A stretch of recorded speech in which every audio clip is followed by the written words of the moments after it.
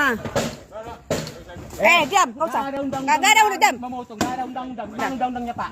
Gimana undang-undangnya? Udah, kalian teruskan. Undang-undang melarang Teruskan. memotong. Inilah RW 21, Undang-undang melarang RW 21 menghancurkan rumah ibadah. undang-undang. Saya nggak tahu ini dari mana orang ini berhak menghancurkan rumah ibadah yang ada di Blok H. Blok H RT 004 RW 21. Ya. Undang-undang melarang memotong ya. Dah. Iya, itu alat lain. Ini memotong sekarang nggak ada undang-undang melarang. Jangan nggak ada hak untuk melarang saya ke sini.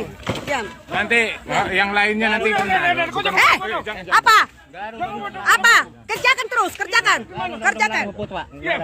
Ya, kerjakan aja, nggak apa-apa. Kerjakan terus. Enggak, kerjakan aja terus, nggak apa-apa. Inilah RW 21 RT 004. Nih orang-orangnya nih. Nih orangnya nih yang menghalangi aku. Nggak ada. Ini dia. Ayo, kalian naikkan semua, Ayo. Kalian naikkan semua. Lanjut aja, nggak apa-apa, lanjut. Pak Budi, lanjut. Lanjut, jangan cemen. Ayo, hancurkan semua. Ayo, hancurkan aja. Ya, hancurkan. Kamu nggak ada hak, kamu melarang saya di sini. Kamu aja orang baru di Blok H ini. Udah sok gaya kalian. Baru aja kalian di Blok H ini. Hah? Baru aja. Tahu dari mana kalian ini hak kalian? Baru nongol pun kalian ke Blok H ini. Hah? Saya pertama sekali orang di Blok H, tahu nggak kalian? Lagi-lagi ada sebuah peristiwa yang menghebohkan kita ya. Seperti sebuah berita yang saya lansir dari situs Detik News.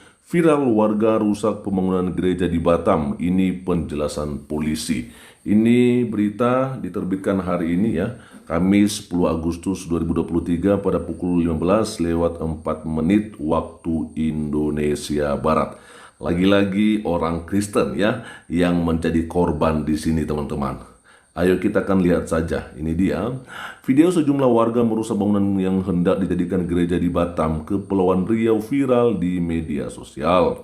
Polisi menyebut kasus tersebut telah ditangani oleh Polda Kepri.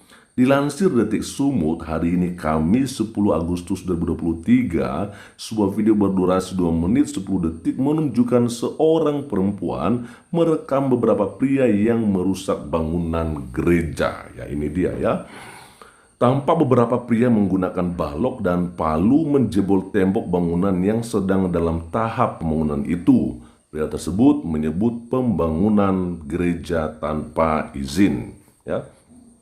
Kapolsek Nongsa Kompol Fian Agung Batam mengatakan peristiwa dugaan perusakan bangunan yang akan dijadikan gereja itu terjadi pada hari Rabu kemarin ya 9 Agustus 2023 ya. Saat ini polisi mengupayakan mediasi antara masyarakat dan pengurus gereja ya. Kita melihat di sini ya ada beberapa pria yang merusak bangunan gereja. Katanya kenapa? Karena katanya tidak ada izin ya. Tapi yang jadi pertanyaannya kenapa ya, dan ada urusan apa mereka-mereka warga yang ada di situ sampai merusak gereja atau bangunan yang sedang dibangun. Emang mereka punya hak apa gitu ya? Kenapa sampai berani melakukan perusakan ya kan? Artinya kalau memang benar nggak ada izin, laporkan ke pihak yang berwajib. Jangan main hakim sendiri, jangan berlaku sewenang-wenang Anda. Nah ini yang kita lihat yang seringkali dialami oleh saudara-saudara ya yang beragama Kristiani ya, dipersekusi, dilarang beribadah, dilarang membangun rumah ibadah. Nah kenapa? Nah itulah dia kan. Jadi memang itulah ya saudara-saudara kita kadrun ini ya yang suka berlaku hal-hal yang seperti itu ya. Ayo kita akan coba lihat saja kejadiannya kemarin hari Rabu kemarin ya. Saat ini penanganan kedua pihak baik masyarakat dan pihak gereja kita upayakan pendekatan agar tidak meluas, kata Fian saat dikonfirmasi pada hari Kamis 10 Agustus 2023 ya. Fian mengatakan pembangunan gereja di kawasan tersebut sebenarnya sudah terjadi sejak tahun 2020. Ingat ya pembangunan ini sebenarnya sudah dimulai pada tahun 2020. Menurutnya, warga yang mendatangi lokasi bangunan yang akan dibangun gereja tersebut untuk mempertanyakan izin bangunan yang rencananya akan dijadikan gereja. Kita akan coba bacakan saja pernyataannya di sini ya. Gejolaknya pembangunan rumah ibadah ini sejak 2020. Nah, kejadian kemarin itu maksudnya perusakan itu ya efek dari warga yang mempertanyakan izin administrasi kepada pengelola bangunan yang akan dijadikan gereja. Nah, dugaan warga tidak puas karena pengelola tidak dapat menunjukkan administrasi itu terkait tanda tangan warga sekitar. Saya agak merasa aneh ya. Apa urusan warga mempertanyakan yang namanya izin daripada sebuah bangunan? Emang warga punya hak untuk mempertanyakan itu? Ayo jawablah, ya kan? Punya enggak? Ya. Lalu kemudian, ya, bahwa dikatakan mereka mempertanyakan itu. Ya. Kalaupun maksud saya ya, kalaupun kedapatan memang tidak mendapat izin, ya apa hak Anda ya berlaku semena-mena? Ya kan? Nah, ini aja ya wajar. Saya juga kalau misalnya diminta untuk ditunjukkan ya surat izin bangunan saya, kalau itu ditanya oleh warga biasa, ngapain saya tunjukkan? Emang siapa kamu? Ya kan? Nggak ada haknya warga untuk mempertanyakan izin daripada bangunan kita. Yang berhak itu adalah pemerintah. Untuk apa pemerintah menanyakan bangunan yang akan kita bangun? Ya untuk mungkin termasuk untuk pajak-pajak nantinya ke depan. Nah, kalau warga yang mempertanyakan, apa haknya untuk mempertanyakan itu? Siapa dia? Ya kan? Lalu kemudian yang dibangun itu bukan tempat prostitusi, ya, bukan tempat untuk hiburan malam, itu rumah ibadah. Ya, kalau rumah ibadah sudah tentu yang dilakukan di situ bukan sebuah kejahatan. Ini berkali-kali kita ingatkan. Kalau yang namanya rumah ibadah, ya di situ memang yang diadakan adalah kegiatan-kegiatan ibadah. Ya, jadi orang-orang yang akan berkumpul di bangunan itu nantinya setelah selesai adalah orang-orang yang menyembah kepada Tuhannya. Hanya saja kita melihat yang kebanyakan terjadi itu memang orang-orang Kristen yang mengalami yang namanya persekusi seperti itu.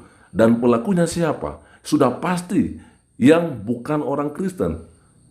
Lalu siapa? Yang mereka yang biasanya pakai jilbab, mereka yang biasanya ada jenggotnya, ada jambangnya, berbaju jubah gitu kan, pakai sorban dan sebagainya. Siapa mereka? Biasanya mereka kebanyakan yang melakukan perusakan, ya pelarangan terhadap ibadah orang Kristen adalah saudara kita dari Muslim. Apakah semua Muslim seperti itu? Saya pikir tidak. Nah, kenapa? Dan siapakah mereka-mereka ini? Ya mereka-mereka yang radikal, yang sumbunya pendek gitu, yang merasa benar, yang merasa harus dihormati dan sebagainya. Bayangkan ya, di Sumatera Utara dulunya itu mayoritas Kristen. Ya, tapi lihat bagaimana orang-orang Kristen yang ada di Sumatera Utara ini dulu, ya. Mereka welcome terhadap siapapun yang datang dari luar. Dan apapun agamanya, dari manapun dia, sukunya, daerahnya, ya, nggak apa-apa, datang aja, ya. Tapi lihat apa yang terjadi sekarang, ya. Dulunya mayoritas Kristen, tapi sekarang Sumatera Utara sudah dikuasai oleh saudara-saudara kita yang non-Kristen.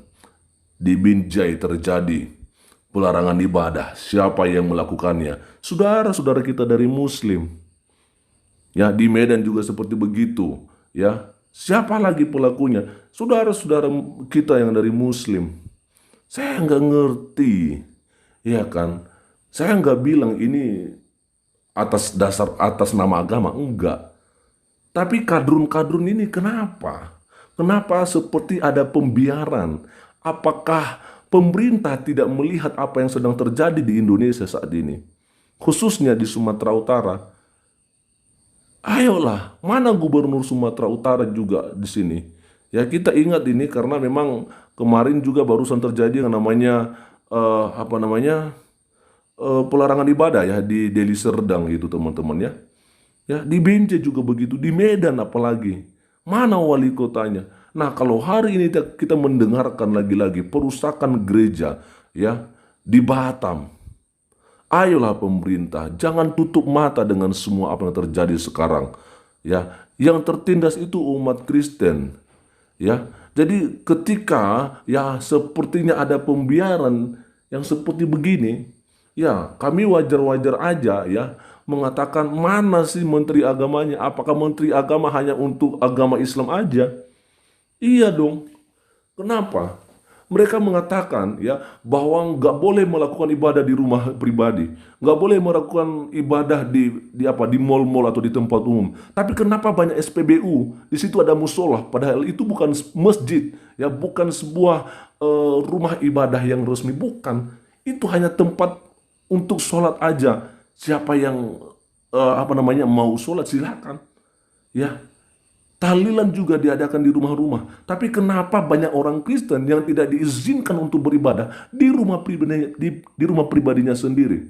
Ya, kalau dia punya keluarga, dia punya sahabat, lalu dia mau bikin satu persekutuan di rumah, kenapa dilarang?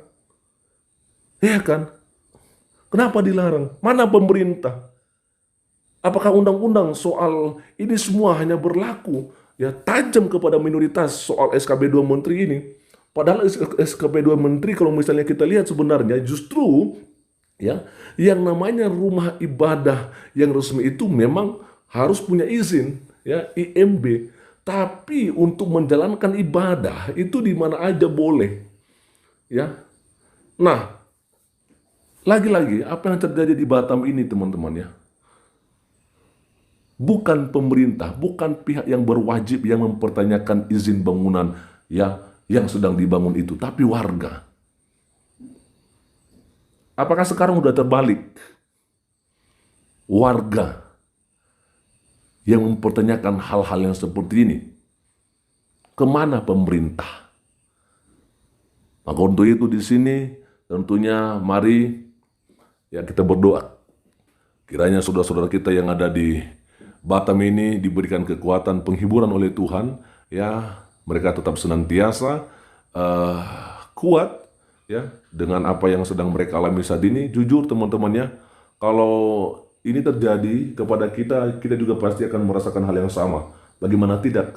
Ya, ini baru aja dimulai ya, belum selesai juga teman-teman ya, tapi sudah dirusak oleh mereka kadrun-kadrun ini. Ya, otaknya ada tapi nggak dipakai. Iya kan?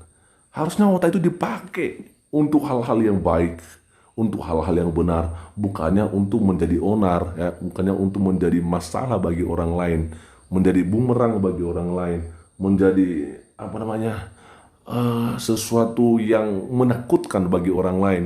Sehingga apa yang terjadi ya ketika kita ada di tengah-tengah mereka bukannya untuk membawa perdamaian, tapi malah membawa yang namanya kerusuhan, kekacauan. Nah, sebab itu dalam hal ini, ayo Menteri Agama, ayo pemerintah pihak yang berwajib, lihatlah apa yang sedang dialami oleh saudara-saudara kita yang beragama Kristen, khususnya saat ini mereka yang sedang mengalami perusakan gereja yang ada di Batam. Sekian saja dan Tuhan Yesus memberkati kita semua. Shalom. Assalamualaikum warahmatullahi wabarakatuh. Om Swastiastu, Namo Buddhaya, salam kebajikan dan salam cinta damai dari saya, Perianto Sammasih.